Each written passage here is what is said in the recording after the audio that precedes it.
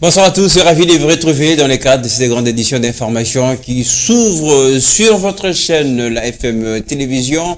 Avant évidemment de vous parler à l'actualité, on va prendre d'abord cette information en bref. Dépassement budgétaire à la présidente de la République démocratique du Congo. On en parle sur les dépenses effectuées à la première institution du pays qui se voit une augmentation de 19,58% en cette année 2024 et comparativement à l'année 2023 selon le plan d'engagement budgétaire publié par le site du ministère de budget. Voilà qui s'inquiète évidemment de ces dépassements. On en reviendra avec plus de précisions dans nos prochaines éditions. Dans notre temps, le président de la CNDH, Paul Sapoumoukulu, j'ai cité, a reçu en audience hier mercredi dans son cabinet de travail l'ambassadeur de l'Union européenne en RDC.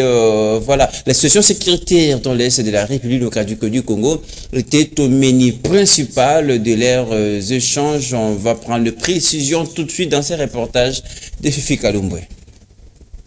Ces deux hautes personnalités, chacune représentant sa structure, dont la CNDH Paul Sapoumoukulu et l'Union européenne Belanga Martinez Nicolas, ont tous les regards vers la même direction quant à l'insécurité dans la partie est de la République démocratique du Congo qui demeure préoccupante. Et l'Union européenne, il y a beaucoup d'aspects qui sont coïncidents et sur lesquels on souhaiterait travailler ensemble dans l'avenir. On a pu passer en revue aux derniers événements qu'il y a eu à Kinshasa. On a partagé aussi nos analyses sur la situation à l'est des pays et je pense que nous nous sommes mis d'accord sur la situation critique, sur la catastrophe humanitaire qui se développe actuellement à l'est des pays. Et on a discuté sur la position de l'Union européenne par rapport à la sortie de cette crise que, comme probablement vous avez vu lors de notre récente déclaration, on prend en faveur d'appuyer les processus de Luanda et de Nairobi, donc des processus régionaux en faveur du dialogue et à chercher une solution consensuelle, et aussi à la demande faite aussi dans la déclaration de l'Union européenne pour la retraite des troupes rwandaises sur le sol congolais. Ces échanges initiés depuis un temps par les présidents de la CNDH Paul Sapoumoukulu faisant suite des dernières manifestations organisées à Kinshasa et dans certaines villes de la République démocratique du Congo et dans le monde pour dénoncer l'attitude de la communauté internationale face à l'agression rwandaise vise la mise sur pied d'un plan de sortie de la crise, a indiqué l'ambassadeur de l'Union européenne en RDC, Belanga Martinez Nicolas. Qualifier la position de l'Union européenne de la manière comme vous venez de dire, c'est inexact. Je serais très content de vous fournir des différentes déclarations qu'on a faites tout au long des dernières années. Et la dernière, c'est lundi. Et je pense que notre position a toujours été claire. Je comprends aussi les soucis de l'opinion publique congolaise par rapport à certaines décisions que peut-être nous avons manqué de bien expliquer. Mais je profite de cette occasion pour réitérer que dans le contenu de toutes ces décisions, il y a une vision régionale, régionale pacifique de concorde entre les peuples dans la région de Grand Lac. La collaboration et le dialogue restent le seul moyen pour mettre fin à la crise dans l'Est de la République démocratique du Congo, car la guerre n'est pas une solution, a conclu le diplomate de l'Union européenne. Voilà tout ce qu'on peut vous dire sur le soutien de l'Union européenne à la RDC en rapport évidemment avec la situation dans la partie est de la République démocratique du Congo. On va continuer évidemment à suivre de près cette situation. Alors revenons rapidement dans la capitale. Vous le savez, un incendie s'est déclaré depuis hier mercredi en fin de matinée au niveau de la 12e rue Limité industrielle. Le fait resté allumé jusqu'aujourd'hui dans les installations de cette entreprise évidemment victime de cet incendie. Le service de lutte contre les incendies se sont immédiatement rendus sur place, mobilisés pour tenter de maîtriser la situation. Delphin Moukeba, c'est notre reporter qui s'est rendu sur place. L'incendie qui s'est produit hier le 6 mars à Kinshasa, précisément dans la commune délimitée 12e rue industrielle, dans l'entreprise Plastico do Sol, Plusieurs dégâts matériels ont été recensés selon les sources sur place. Aucune perte en vie n'a été enregistrée dans le drame survenu dans cette usine de fabrication et vente des objets en plastique. Même si les causes de ces sinistres ne sont pas encore connues, un de ces victimes explique en disant que l'entreprise est juste derrière nous et le fait est arrivé au travail que les agisteurs faisaient et la source de tout ça, les produits chimiques seraient à la base. Parce qu'un bon nombre de travailleurs étaient en deuxième niveau en train de travailler. Selon la source, la produit chimique. La produit chimique, nde ekozwa moto. Par bango tellement zaki dikolo, moyamba kitanasiba baboma moto zaki te. Nde moto kozwa makasi. Etamba kita, tamba soude wana ba extincteur zaki te, ba kasabi zaki te, mai zaki te, perte d'homme il sauf qu'il y a des pertes matérielles, il y a des dégâts matériels. Nous en appelons donc à la prise de grandes décisions de la part du gouvernement, en plaçant des camions anti-incendie dans chaque commune afin d'éviter tout retard en cas d'incendie, et de tenir compte de l'urbanisation, car pendant cet incendie, les véhicules anti-incendie n'ont pas pu accéder faute des petites routes. En tout cas, pas de perte en vie humaine pour ce qui est de cet incendie qui s'est déclaré, je le disais, en amorce à la 12e rue dans la commune de Lumété, puisque le fait persiste. Évidemment, on va continuer à suivre avec beaucoup d'attention la situation actuelle, évidemment, en rapport avec cet incendie. Allez, en perspective évidemment de cette journée du 8 mars, évidemment, qui sera célébrée demain, accroître le vrai source nécessaire en faveur de la femme et de la jeune fille dans la paix pour un Congo paritaire et les thèmes nationaux évidemment choisis pour célébrer cette journée dans les cadres évidemment. Et on va vous proposer ces reportages de nos reporters qui ont croisé quelques Quinois qui restent très ouverts à l'idée évidemment de poursuivre la lutte de la parité entre hommes et femmes. Reportage. Accroître le vrai source nécessaire en faveur de la femme et des filles dans la paix pour un Congo paritaire est le thème national pour commémorer la journée de la femme. La parité entre hommes et femmes en République démocratique du Congo continue à séparer. Selon la majeure partie des femmes, cette parité leur met au même pied d'égalité que les hommes. Étant être semblable à l'homme, la femme a plusieurs potentialités à faire valoir comme le fait savoir cet homme. Dans l'ordre créationnel, il n'y a pas vraiment l'égalité. Il y a une grande nuance entre l'homme et la femme. Mais sur le plan scientifique, les scientifiques veulent qu'il y ait la parité, c'est-à-dire l'égalité. Et l'égalité là, c'est beaucoup plus dans le milieu professionnel, le milieu de travail, et non pas dans les ménages. Quelles que soient les fonctions que peuvent occuper une femme, elle ne doit rester soumise à l'homme car il reste le chef du foyer, comme le fait savoir cette dame. Les gens pensent que les femmes n'ont rien à faire dans la société, d'autres disent que leur place dans la cuisine. Et moi, je trouve que c'est faux. Pour la journée de demain, je demanderai à ce qu'il y ait du respect d'abord pour la femme et qu'il y ait de parité parce que nous tous, on a droit avoir le même sens de la vie. La journée du 8 mars ne doit pas rester synonyme au port de pagne, mais par contre, une journée de réflexion pour la promotion de la femme.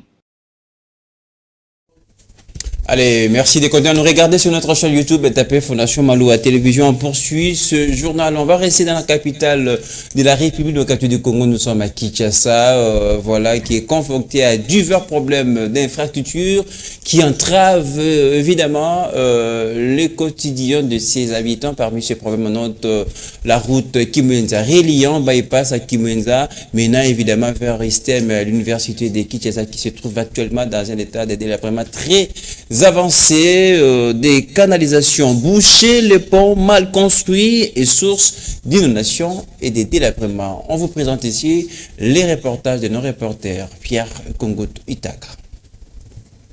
Ce n'est pas une chute d'eau, mais plutôt les ponts situés sur la route Kimwenza est le principal problème contribuant au délabrement de cette route. Sa construction défectueuse, sa hauteur inappropriée, les débris et les détritus empêchent la circulation fluide des eaux lors des fortes pluies, entraînant des inondations dans les quartiers périphériques et rendant la route impraticable, créant les nids des poules sur la chaussée, mettant en danger la sécurité des véhicules et des piétons. Le pont est trop rabaissé les eaux de pluie qui viennent de la rivière Kémi n'ont pas le temps de passer sous les ponts. C'est ainsi. La hauteur du pont est très bas que l'eau ne peut pas passer en dessous. C'est ainsi que l'eau coule ici. Les gens ont des difficultés pour passer ici. Pourtant, selon la population, quelques mois passés, le DG de l'OVD était passé accompagné de son équipe pour s'imprégner de la situation et la modification de ces ponts. Jusqu'à ce jour, rien n'est fait. Face à cette situation préoccupante, la population lance un SOS aux autorités compétentes pour qu'elles prennent des mesures immédiates. Nous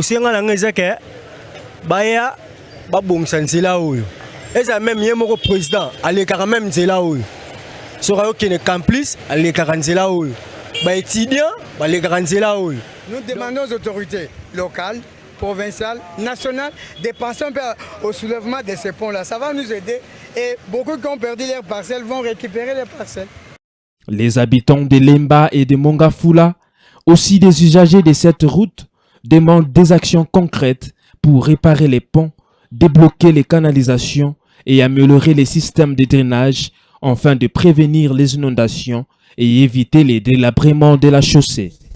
Le précision sur ces reportages de Prince Kongoto est à retrouver en intégralité avec précision sur notre chaîne YouTube. Pour l'heure, on va passer tout de suite à la rubrique sport.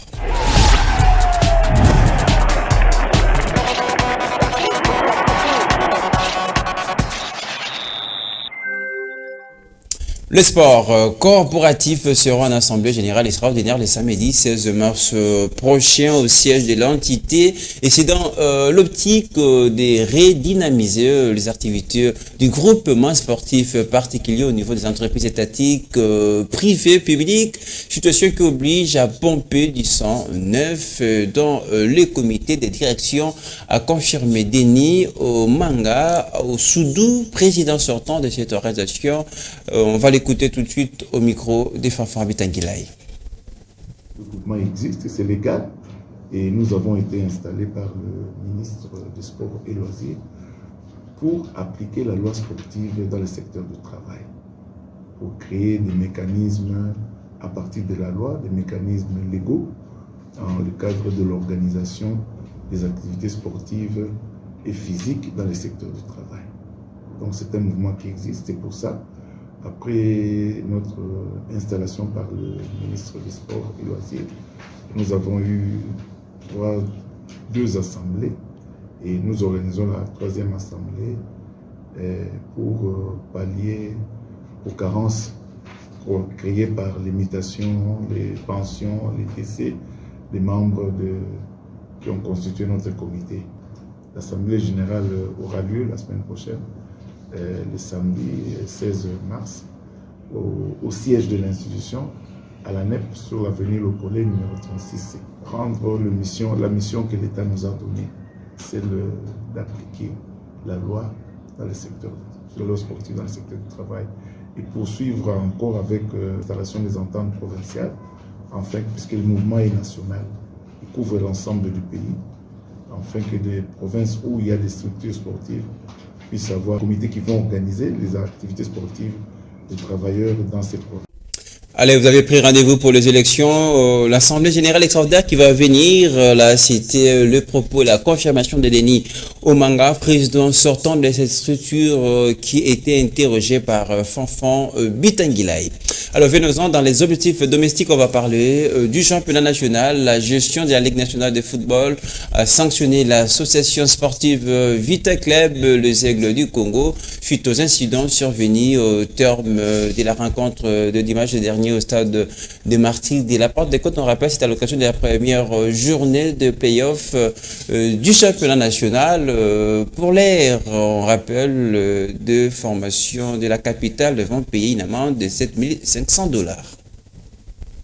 Dans sa décision publiée jeudi 7 mars 2024, la Ligue nationale de football reproche aux supporters de ces deux clubs de la capitale congolaise d'avoir utilisé les jets de projectiles et la violation de la zone neutre. La Ligue nationale de football relève ensuite que tout a commencé suite aux injures proférées par les stadiers de V-Club à l'endroit du président sponsor des Aigles du Congo, je cite, Vijay Chimanga, lorsqu'il s'est rendu au vestiaire après le match. À en croire la même source, les supporters des Aigles du Congo n'ont pas digéré ces injures. Ils ont giflé ensuite ces stadiers et ceci va générer une altercation de jets de projectiles entre les agents de sécurité des Aigles du Congo et les stadiers de V-Club au moment où le supporter était tranquille.